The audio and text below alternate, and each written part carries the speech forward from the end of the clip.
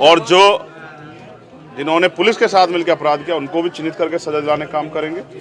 और इसके लिए अगर यहाँ हमें कोई आंदोलन करना पड़ा, आंदोलन भी करेंगे, कोई पंचायत बुलानी पड़ी पंचायत भी करेंगे। और अगर जो लोग पलायन करेंगे उनको वापस लाने के लिए हमें उनको हर तरह से जो है विश्वास दिलाना पड़ा, वो सब काम भी हम लोग करेंगे। गांव का माहौल सामान्य बना रहे हैं और जिन्होंने अपराध किया उन पर कार्रवाई नहीं। अब ये गांव नहीं रहा है, गांव लोगों से बनता है, गांव भाईचारे से बनता है, गांव एक दूसरे के सम्मान से बनता है। और जो यहाँ हुआ है, मेरे हाथ में जो कागज है वो इस बात की गवाही दे रहे हैं कि जिनके साथ अन्याय हुआ, जिन्होंने अपना बेटा खो दिया,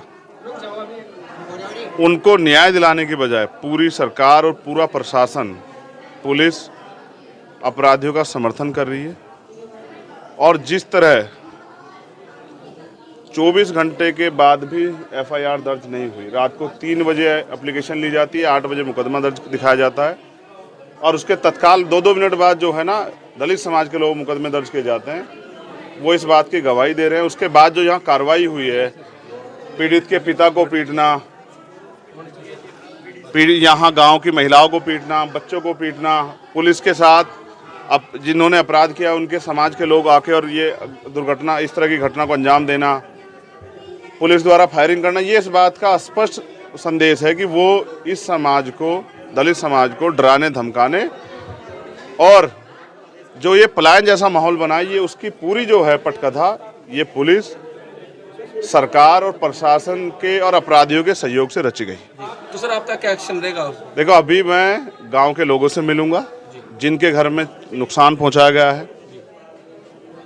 पुलिस अगर कोई कार्रवाई करे तो भी समझ आता, लेकिन पुलिस के साथ अगर गांव के लोग, अपराधी के आसपास के, उसके रिश्तेदार के लोग और आम जनता के साथ मारपीट करे पुलिस के संरक्षण में, तो ये और भी खतरनाक है। मुझे दुख है कि यहाँ अच्छे अधिकारियों के होते भी पलायन जैसी स्थिति बनी और आज भी गांव के लोग यहाँ से बाहर है, गांव में ताले लगे हुए हैं। मैं अभी उन परिवारों से मिलूंगा जिनका आर्थिक नुकसान हुआ है, जिन महिलाओं को पीटा गया उनसे मिलूंगा, जिनको छर्रे लगे हैं, पुलिस ने गोली चलाई, मैं उनसे मिलूंगा। फिर मैं गांव के लोगों से बात करूँ, गाँव के लोग वहाँ इकट्ठे हैं, फिर मैं यहाँ के अधिकारियों से मिलूंगा।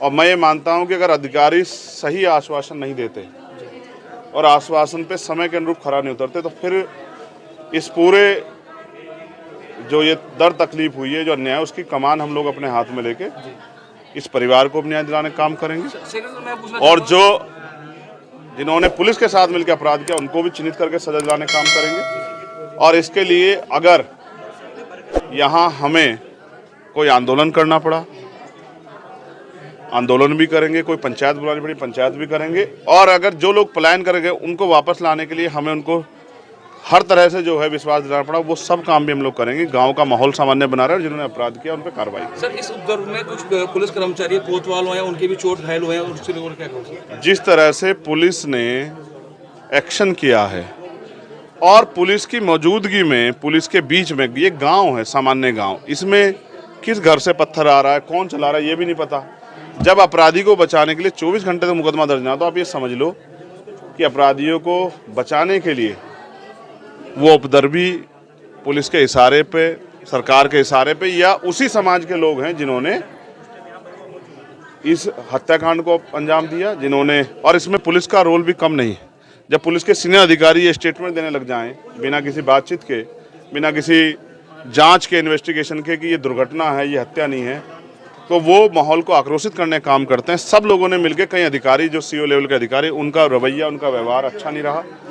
और जिस तरह से स्पेशली एक समाज को टारगेट करके और इतने मुकदमे लादे गए हैं कि वो समाज, जो पढ़े लिखे नौजवान जो यहाँ थे भी नहीं, जो कई काम करे थे, उन पे भी जो मुकदमे लादे हैं, वो इस बात का प्रमाण है कि ये सोची समझी साजिश है। और इसमें ताकतवर लोग, राजनीतिक सत्ता जिनके पास है वो लोग, और प्रशासन के वो लोग जिन्होंने घूस खाई है, पुलिस के वो लोग, वो शामिल हैं।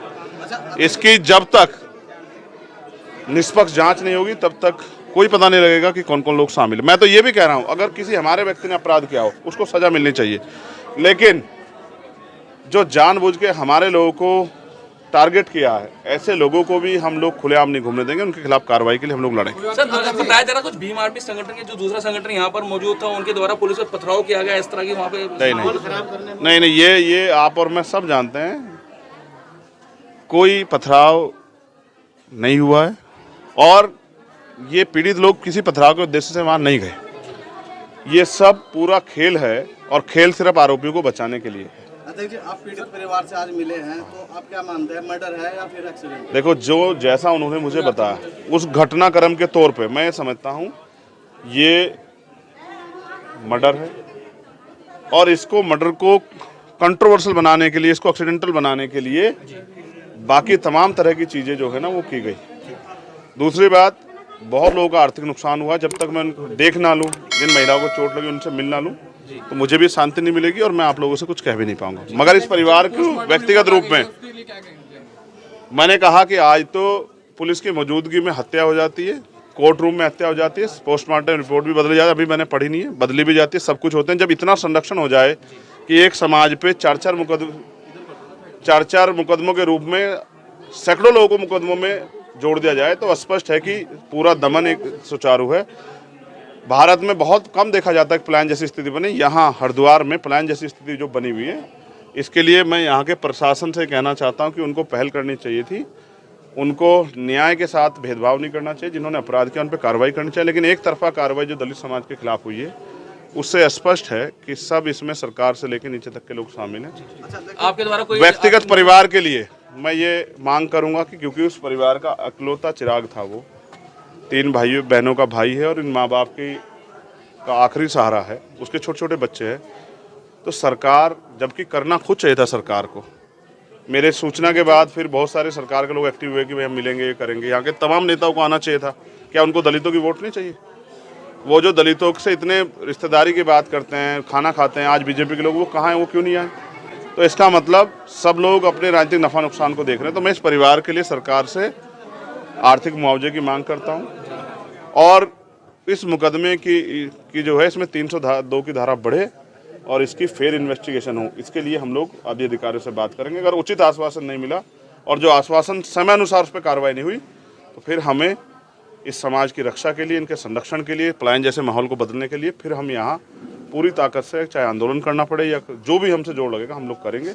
हम इस परिवार के साथ खड़े हैं और हम इस पूरे गांव के साथ खड़े हैं। जिन बहनों के साथ अन्याय हुआ, हम उनकी लड़ाई भी लड़ेंगे। जिन्होंने मारपीट की, उन पर कार्रवाई करवाने के लिए हम लोग लगे रहेंगे। इस घटना में जो पुलिसकर्मी है, जिनकी लापरवाही सामने है, जिनके वजह से घटना इतनी बड़े रूप लिया है, उनके लिए कुछ मांग की जाएगी? हाँ, ऐसे नालायक अधिकारियों पे मुकदमा दर्ज करके उन पर कार्रवाई होनी चाहिए, जो थोड़े से लाभ के चक्कर में न्याय को तो प्रभावित करते हैं लेकिन एक समुदाय को दबाने का काम कर रहे हैं। ऐसे सभी अधिकारी चिन्हित करने के लिए हम बहुत सारे वीडियो एविडेंस हमने इकट्ठा किए हैं। हम लोग उन सब पे काम करेंगे। अगर पुलिस हमारी नहीं सुनेगी, हम कोर्ट जाएंगे और अगर कोर्ट भी हमारी नहीं सुनेगा तो हम सड़कों पे आके अपनी बात को रखेंगे। सर, संगठन द्वारा कोई आपके द्वारा कोई निजी इनको हेल्प दी जा रही है, मदद की जाएगी? देंगे। जिनके पास सरकार है, जो टैक्स लेके घर में बैठे हैं, वो तो मदद करेंगे नहीं जी, है ना। तो हम अपनी तरफ से जो मदद करनी है उसके लिए मीडिया से नहीं बताएंगे, लेकिन हमारी मदद तब तक जारी रहेगी जब तक इनको न्याय नहीं मिलता।